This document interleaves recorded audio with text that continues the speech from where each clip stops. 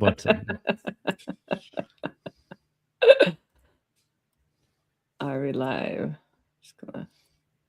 I think we are. I think you're first. Hello, Fly. Yeah. Now I've got a visitor. Even the Fly thinks it's too hot outside. Yeah, for sure. Anyways. Welcome to Slow and Steady, the podcast where you get to follow along as we build products in public. Each episode gives you an honest peek into our lives as we share our struggles, our wins, and everything in between. I'm Benedict, and I'm feeling very sweaty today. And I'm Benedicta. Today is June 23rd. This is episode number 245, and I'm feeling content. Maybe even happy. Yeah, maybe just maybe. Yeah. I mean, looking at you, I also feel jealous. I mean, if those of you listening cannot see this, but if you check on YouTube, your background looks like a blue screen, but there's actually a boat moving. So I guess that was proof that it isn't. Or it's one of those blue screen like videos. You can probably get those now as well. Yes. Yeah. But it's not a blue screen. I got a little annoyed when I set it up because it really, really looks like I have imposed myself in front of some like tropical backdrop. But it's a Nordic summer backdrop. And the thing that shows that it's not is that I can see the little fizzy hairs around my head, because that is usually just like blurred out if it was a proper if it was like assumed background. There's super advanced blue screen keying now, right? Like AI did that. No? Yeah. Okay. So well, you're all invited. Come hang out and I'll show you it's real. Be careful, everyone might show up. Yeah, because I heard it's 42 degrees in Southern Europe. So Northern Europe is the place. I mean, it's in the sun and in my backyard, which is basically all concrete. So yeah, 42 yeah, that there. doesn't help. Yeah, not nice. Yeah. So we've moved to the cabin. We're going to be here for 4 weeks this year. And I'm just looking forward to the day when I can just like move down in the beginning of June and just stay here for much longer. Maybe not next year, because then we have the later part of the summer, but the year after that, maybe I'll just move down 1st of June or something. It is one of my absolute happy places on earth. And this week, we're also here together with one of my best friends who I got to know when I was the same age as my daughter is now. So my daughter is 11, and that's when I met Jonathan here at the island. He was forced by his mom to go play with the new girl. And we've been friends, like the poor new girl. And we've been friends ever since. And it was really funny because I was at one of the local stores and somebody like shouted Benedicta. And I was like, yeah. And it was the father of another friend that I met a little bit later, but not that much later. And he tells me he saw Lillian and he thought it was me. But then it was like, that doesn't compute because she should be older now.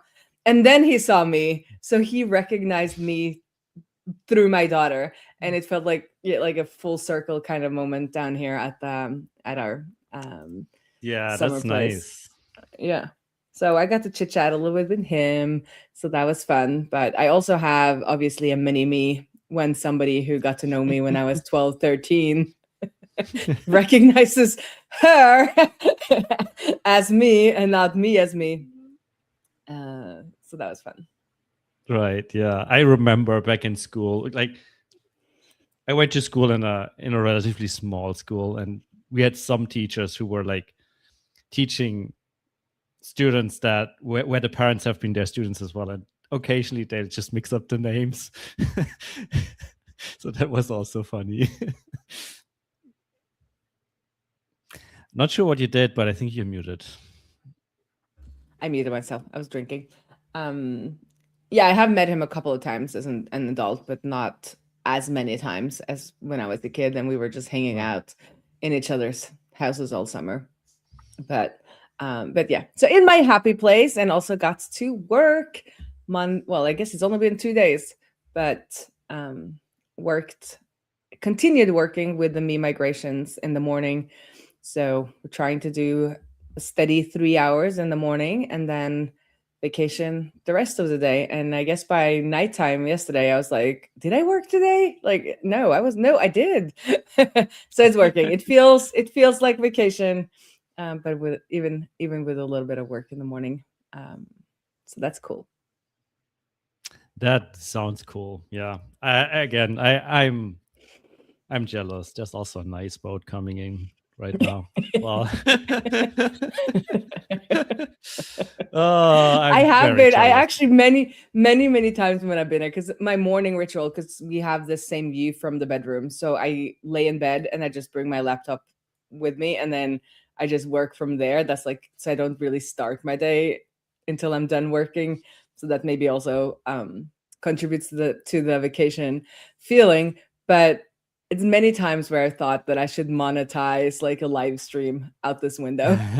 Yes. For people that just need like a calm, meditative. That sounds like a good idea. Talking about live streams, like, I mean, this is totally unrelated.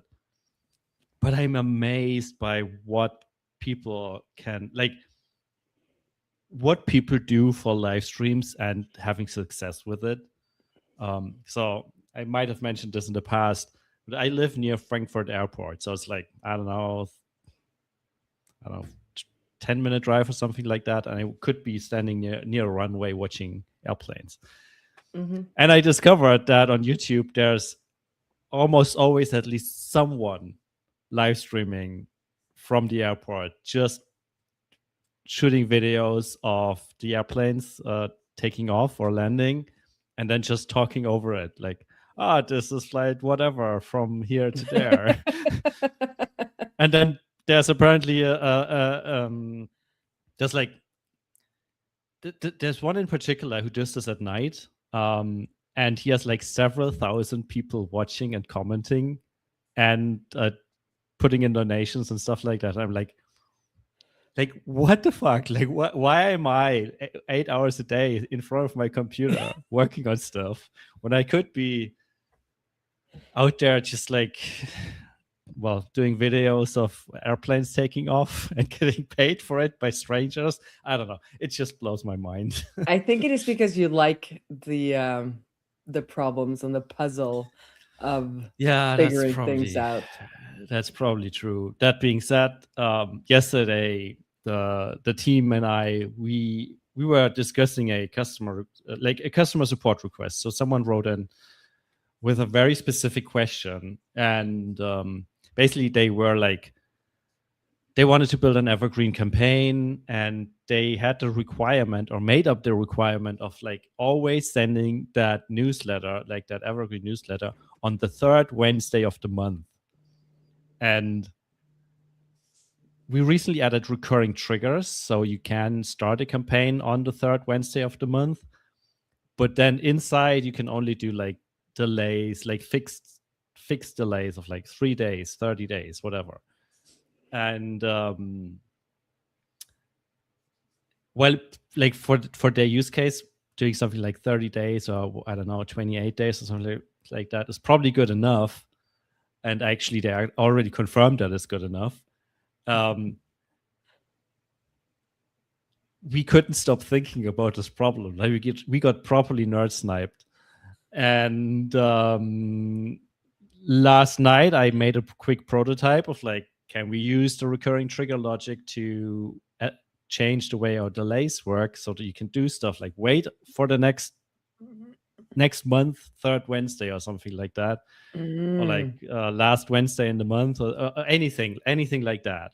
And the initial test was like worked very well. Like I only discovered the edge cases earlier this morning. So I was like, okay, we're doing this. This should be easy. And now it's all, by now it's 24 hours later. I'm still working on it. And it's a headache getting it. Like I got all the, like in a greenfield project, I'd be done by now because I Mm-hmm. replicated everything the old one was doing plus all the new stuff. But getting it to work nicely with all the other parts that we already have, that's a nightmare. I tell you, it's just insane.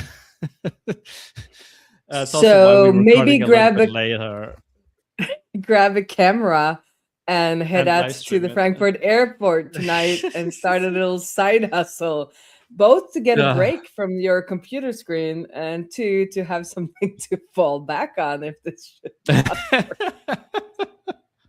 Yeah, maybe I should. My backup But then plan again, these days is plumbing, because when we arrive at the cabin, we have to turn on the water. There's always leaks and it's always annoying. There's always things going on. So actually, already earlier this summer, when I was planning the summer, I signed up for an adult summer camp. So only adults, and you're not allowed to talk about work. And then you can pick courses that you take, like live courses at the summer camp. So I picked plumbing 1 and plumbing 2, which is backed by popular demand, that teaches you everything that you're allowed to do, or like gives you an introduction to plumbing and teaches you what you're allowed to do yourself, like under Norwegian law. And I was like, this is what I want to do with my vacations. I did that, and then I'm going to go to a shooting range, and the rest of the time I'm just going to be hanging out. So I come down to the cabin, there's leaks, and I'm like, I'm going to do this course, like I will learn so much. But one of the leaks was the intake to the dishwasher. So I just turned it off. I was like, okay, we'll probably have to deal with this, call a plumber, whatever. But then I decided to give it a go, and I fixed the leak. I've never been prouder in my life. It's not a very hard problem. But between that and my plumbing 1 and 2 course held by Børge, a retired plumber, I'm like, maybe this is my backup plan. And then, well, I didn't really think it through that much, but I was like, okay, I can at least fix things in my house. And then Instagram gives me an ad for taking plumbing part-time, because Norway will need 700 new plumbers every year. So this is my now solidifying into my backup plan. Like I can have start the AI in the morning, go out, do plumbing for 5 or 6 hours, come back and review the AI, and you can have both, a SaaS and make money off of other things and have a break from your computer screen. I think it's a solid plan. Yeah, it doesn't sound too bad, to be honest. Yeah, that might work out. But it is a special place in like midlife, when what's you're most excited about during the summer is your summer camp where you're going to take a plumbing course. I've been telling everybody. Yes, yeah, for sure. That is kind of weird. But then also, like, I feel like just being able to fix stuff is kind of nice. And just, knowing how to do stuff is always kind of nice. And it's because we're on an island. Usually we don't get any, like nobody wants to come out. Right. Because it's like a hassle. I think I've got some sunscreen in my eyes. Sorry. Oof. I was like trying to wipe away some laughing tears, and I ended up putting sunscreen in my eyes. It's really hard to get people to come out, and especially during the summer, because like Norwegians and Swedes, like this is not America. Like people are not hustling, right? So your call is like, okay, I have a plumbing issue, and then it's on an island, and they're like, yeah, no, I don't have time, and then it's vacation next week. Then, maybe I can like come like have a look at this in the fall. So I think having this knowledge will be beneficial, no matter if it's going to be my backup plan or not. But I felt very targeted by Instagram at this point. Right. Yeah. Yeah. But very, very proud moment.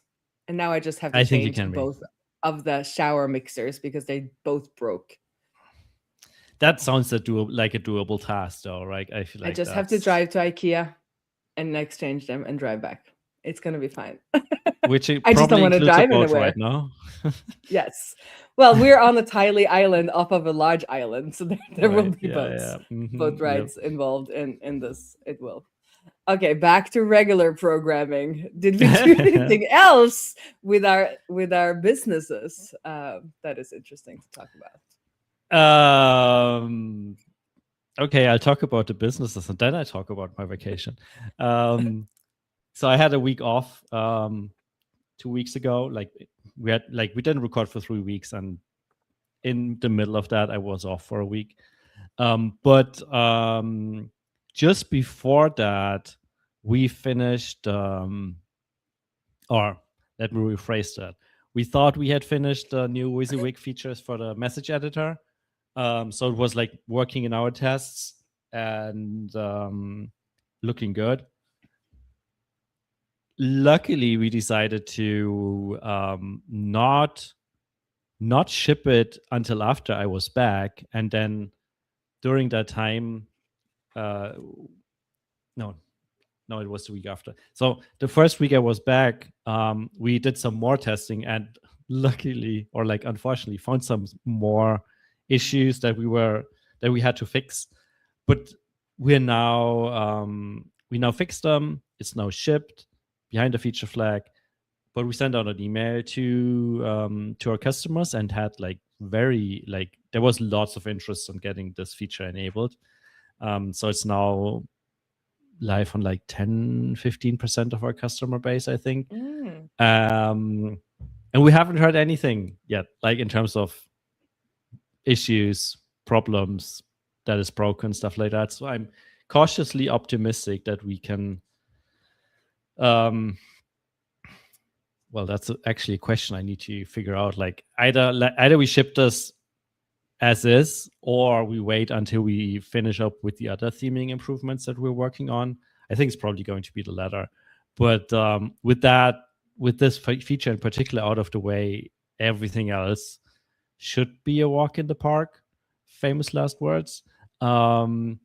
So right now we are working on the new theme settings, where you can manage all the stuff like background colors, fonts, font sizes, borders, whatnot. And once that is done, we're going to add a couple new block types, is what we call them. So like basically components for within the editor to do certain things. One we want to do in particular is like one for columns, so you can do like grids or like just 2-column, 3-column layouts inside your email. So that's what we're currently focusing on. First the settings and then the new block types. Other than that, yeah, I already mentioned that feature with the delay notes. That's what I'm working on this week in particular. So we're going to soon be able to start on the third Wednesday of the month and then keep sending on the third Wednesday of the month. Instead of having months. Instead of doing plus 30 days and then have it suddenly be Tuesday, Monday, Sunday, Saturday. Yes. Yep. Exactly. There's a fun story. Like we had this feature, like we have this delay feature, and it had a little extra feature where you can select the days you want to send on. So you wait 2 days, but then select that it's only okay to send on Mondays and Thursday for whatever. So there was a possibility to wait 2 days and then fast forward or like snap to the next valid day. And the three of us discussing this, we all naively assumed that you can do this every third Wednesday by starting on the third Wednesday and doing wait for, 28 days and only send on Wednesdays. But that doesn't work. Turns out it doesn't work. Because it will shift to suddenly the second Wednesday? Basically, yeah. And it only, you'd think it takes a while, but it's in the third month, it might be way off. So yeah, that's what sparked that discussion, and that's what sparked that implementation I'm currently working on. But I'm confident I will finish it and then can focus on getting back to the theme settings. The only other thing I did last week was we are making some improvements to our website, more specifically our services page. So not sure if this is common knowledge, but on top of being a SaaS for other SaaSes to send their email campaigns, we also offer services for people, well, specifically customers or customers to be, to set up their email marketing campaigns, either like pre-sign up, post-sign up, whatnot, lead magnets and stuff like that. So we have services on the website where you can book packages, and then we'll do a couple calls with you, figure out what your business is about, then write your emails and set them up in user list. And we're planning to expand that a little bit. And for that, we're currently redoing this entire section on the website, because at the moment it's very bare bones, and now we basically get dedicated landing pages for all of those packages with like nice design on what the deliverables are and all of that stuff. Like, I think both Jane and I are looking back at our consulting days and trying to leverage as much of our hard-earned knowledge from back then. At one point, like we offer different packages of like different things we set up for you, and at some point we even had, in the design and concept phase, we had different pricing packages within each package, and we ended up, I think, with 24 different packages to pick from, but then decided to scale it back a little bit, so we only have like one price per package now. Anyways, yeah, those are the things I've been. But that sounds like a really nice thing to do, though, if you're our business. Just like sign up for user list and then just like get the first version of everything going without having to do much work. And especially we have been doing this a couple of times now, right? And we are immersed in that email marketing industry, basically, and the patterns and best practices and how to set things up. And obviously we're user list experts as well.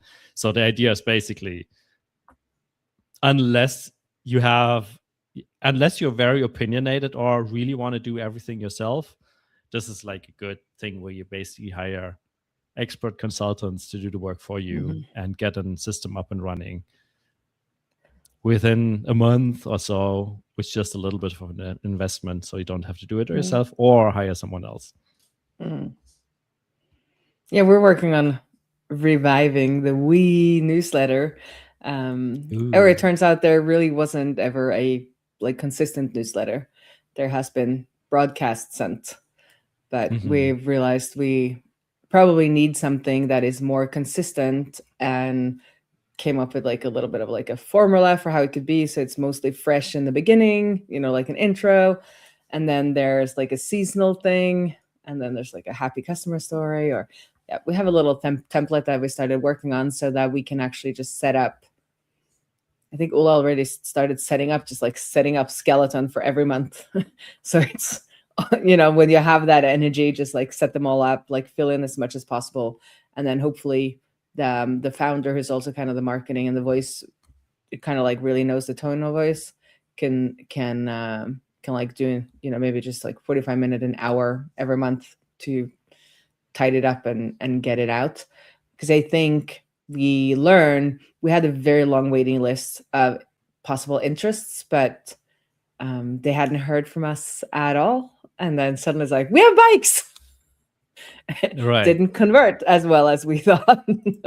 And also, well, I think a lot of those people like solve their, needs differently. But now that we have bikes available, and we'll have bikes available for the next couple of years through the new financing deal, we can keep people warm. Because I think what they experienced before is that people get very excited, and then it's like, well, we have no bikes. So every time you sent out something, people are like, oh yeah, we want one. And then it's like, well, we don't have any. And it just ended up feeling, I think, like a little bit unmotivating to send those broadcasts. So hopefully now that we know that we'll have bikes for the foreseeable future, we could just start having like an engine going and working in the background, and also have a better lead nurturing campaigns. If somebody or like, and abandoned cart, because we have this where you add your email before you kind of do the last Right. step. So we have a lot of abandoned carts, and at that step they can also say like, I'm interested to know more, but not everybody does. But probably just treat those the same. Be like, hey, did you want to know more Right. about our service? And because it's a big investment, and or it's a big choice, because like you usually sign up for 12 months. So you usually have questions, or a lot of people have questions and they want those answered, but it's usually the same three. Just like, which bike is for me? And then, do you change the tires? And a couple of others. And we could have follow-up, automations that go out to answer these things, and obviously also be able to answer them manually so they get to speak to a human. But a lot of this is the same things over and over again. So we're cleaning up, and we have 23,000 contacts, which I don't think sounds like, that just sounds weird. Like we can't have that many, but maybe we do. So that will be my job, to tag them all with whatever knowledge we have, so we figure out who we should send this first newsletter to, so we don't, ruin our reputation on the first try. Right. It shouldn't be that bad, I guess. I think what you probably should be doing is like figure out which of those are bouncing right away. And the other thing I'm wondering is,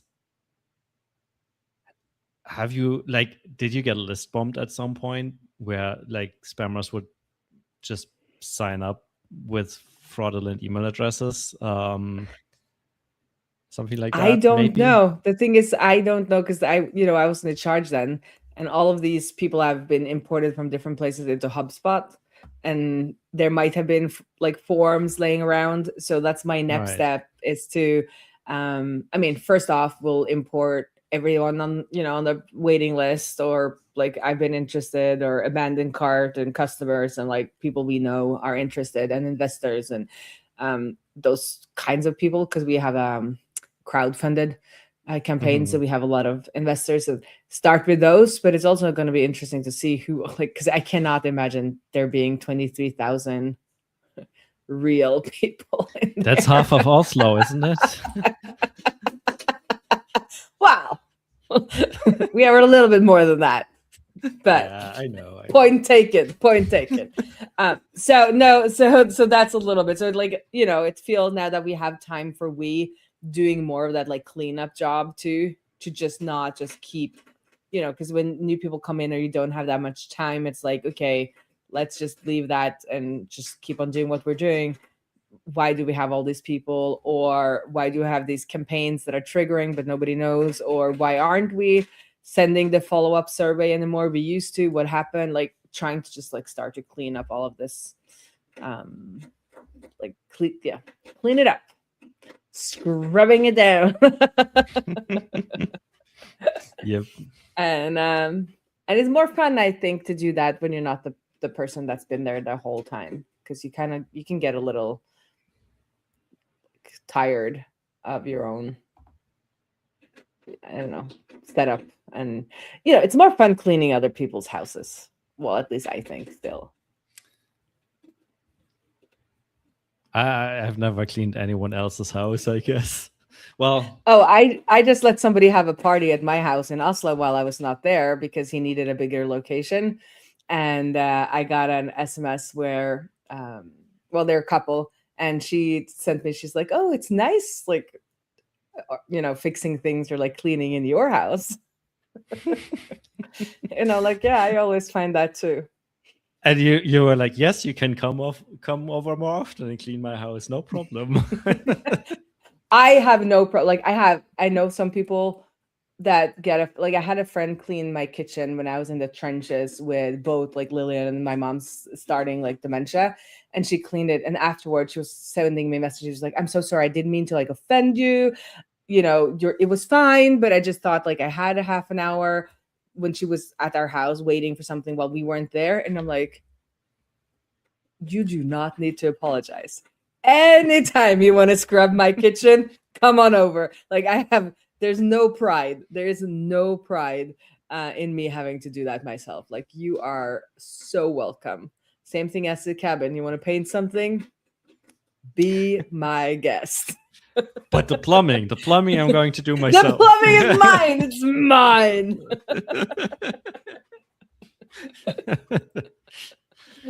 Yeah.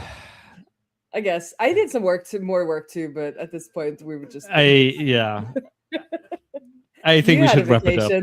No, I had a vacation. You want to hear about my vacation? Okay, fair yes, enough. I do. So it was a big family vacation. So my dad's turning 70 actually on Monday, I believe. Yes, on Monday. And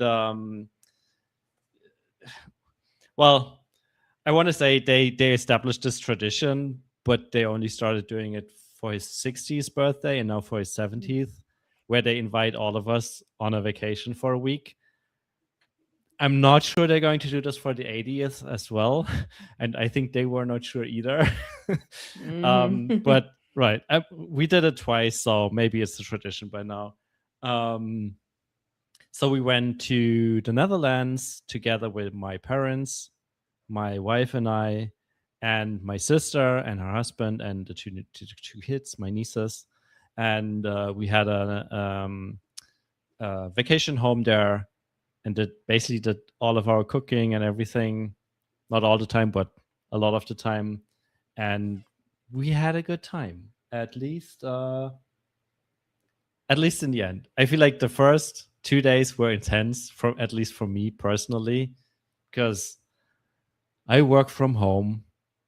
I live together with my wife at this house. When she leaves for work in the morning, I'm alone the entire day until she comes back. Like, I don't see anyone other than people on my screen.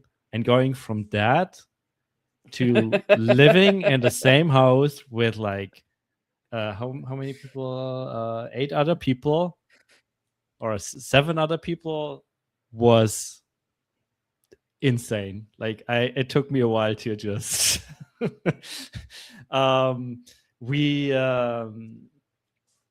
And especially if everybody is like, oh, we're going to be, because if you haven't seen each other in a while, it's like very intense that everybody wants to be with each other all the time, or some people have expectations of that. Exactly. And then within a couple of days, everybody is kind of, even the most extroverted, need a little time to themselves. So they want to go do something and not bring everyone. But yeah, I know the experience. Yeah, and that's exactly what we did. And on I think we arrived Saturday, so Sunday and Monday were pretty intense. And then on Tuesday, my wife and I just decided, no, today we're going to do stuff by ourselves, and had a chill day away, and then coming back to the place and spending the rest of the week with everyone was not a problem anymore, because I think then the adjustment was like, had a little bit time to recharge and then knowing what to get into. I mean, it sounds so negative. It was actually a super nice vacation, but my social batteries were drained after the first 48 hours.